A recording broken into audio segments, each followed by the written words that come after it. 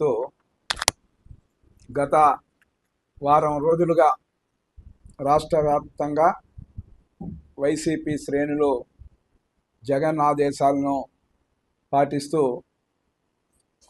వెన్నుపోటు అనే నినాదాన్ని తీసుకొచ్చి మళ్ళీ పదే పదే గతంలో వాళ్ళ అధికారంలో రాకముందు ఏవైతే అబద్ధాలు చెప్పి ప్రజలను నమ్మించి వెన్నుపోటు పొడిచి అధికారంలోకి వచ్చిన తర్వాత ఏ విధంగా వెన్నుపోటు పొడిచారో మనం చూసాం. అదే పందాను మళ్ళీ ప్రజల ముందుకు తెస్తూ మాట్లాడడం జరుగుతుంది. ఈరోజు ఏదైతే వైసీపీ జగన్మోహన్ రెడ్డి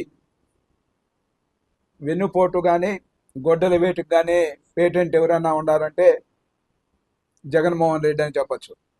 ఈరోజు మనం తీసుకుంటే కుంభకోణాల నుంచి ఏదైతే భారీ ఎత్తున ఇప్పుడు చూస్తూ ఉన్నారు మనంతా కూడా, ప్రభుత్వ పథకాలు ప్రతి ఒక్క దాంట్లో కూడా వాళ్ళ అధినాయకుడు జగన్మోహన్ రెడ్డి చేతివాటం, ఏ విధంగా ప్రజల యొక్క ఖజానాకు రావాల్సిన సొమ్ముని ఏ విధంగా లూటీ చేశాడో ఒక పక్క భారీ ఎత్తున కూడా విచారణ పేరుతో విచారణ జరుగుతూ ఉన్నాయి. అన్నిటిపైన జగన్మోహన్ రెడ్డి కూడా త్వరలో జైలుకి వెళ్ళే పరిస్థితులు వాళ్ళకి తెలుస్తూ ఉన్నాయి. ఎందుకంటే తప్పు చేసింది వాళ్ళు కాబట్టి రాబోయే రోజుల్లో ఏం జరుగుతుందో వాళ్ళకు ముందే తెలిసి ఈ విధంగా నాటకాలకు బయలుదేరారు.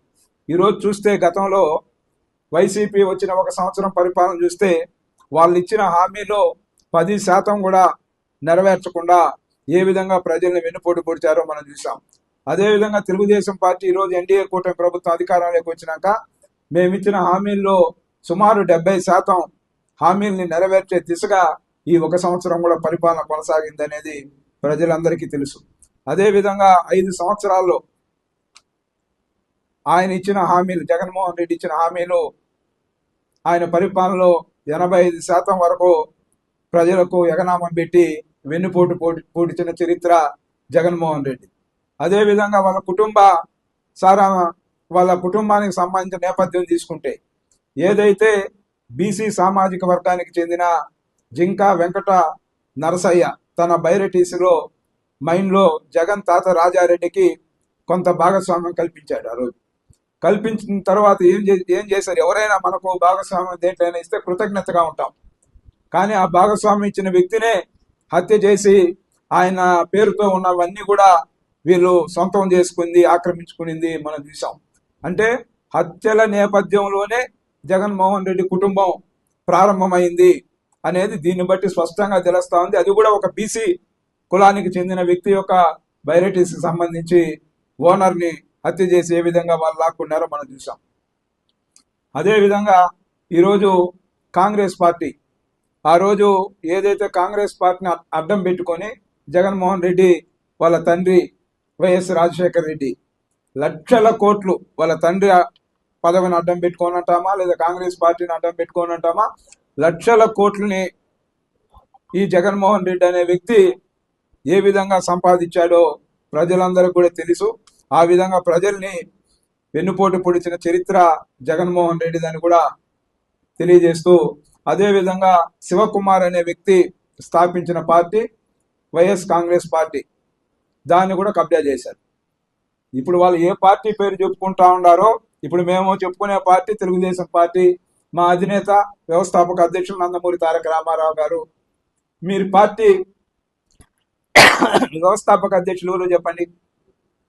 అతని దగ్గర నుంచి పార్టీని ఏ విధంగా మీరు ఆక్రమించారో, పార్టీని కూడా కబ్జా చేసి ఆ వ్యక్తికి వెన్నుపోటు పొడిచిన చరిత్ర మీదని కూడా ఈ సందర్భంగా కూడా తెలియజేస్తూ, ఇంకా బాబాయ్ హత్య ఏ విధంగా ఆ రోజు చంద్రబాబు నాయుడు పైన అవాకులు చవాకులు పేరడమే కాకుండా వీళ్ళు దొంగ అన్నట్టు చందనంగా వాళ్ళు గొడ్డలి వేటును ఏ విధంగా వాళ్ళు బాబాయ్ గొడ్డలి వేటు నరికి చంపి దాన్ని ఏ విధంగా చేశారనేది చూసాం. దాని నేపథ్యంలోనే ఎంతమంది జైలుకి వెళ్ళాలనే దీంతో ఆత్మహత్యలకు పాల్పడ్డారా, హత్యలు చేశారో తెలియదు. ప్రధానమైన సాక్షులు అంటామా, దాంట్లో ఇన్వాల్వ్ అయిన వ్యక్తులు. ఈ విధంగా వెన్నుపోటు పోసిన చరిత్ర మనం చూసాం. ఇంకా సొంత తల్లికి చెల్లికి ఎవరు కూడా ఆ స్థాయిలో ఉన్న వ్యక్తి, ఒక పార్టీని నడిపిస్తూ ఒక ముఖ్యమంత్రిగా పనిచేసిన వ్యక్తి తల్లికి చెల్లికి కూడా ఏమాత్రం గౌరవించాడో, ఏ విధంగా కోర్టుల చుట్టూ తిప్పాడో, తల్లిని చెల్లిని కూడా వెన్నుపోటు పొడిచిన చరిత్ర మీ జగన్మోహన్ రెడ్డిదనే దీన్ని మర్చిపోతా ఉన్నారు వైసీపీ నేతలు. పదే పదే వెన్నుపోటు. మళ్ళా అదే విధంగా చూస్తే ఏ విధంగా రాష్ట్ర వ్యాప్తంగా మద్యపాన నిషేధం అని చెప్పారు. పూర్తి మద్యపాన నిషేధం అని చెప్పి, అంచెలంచెల మద్యపాన నిషేధం అని చెప్పి, ఏ విధంగా అక్రమంగా కల్తీ మద్యంని ఏ విధంగా ఈ రాష్ట్రంలో ఏరులై పారించి ఆ విధంగా ప్రజల యొక్క ఆరోగ్యాలతో చెలగాటమాడి వందల మంది పేద బిడ్డలు, పేద ప్రజలు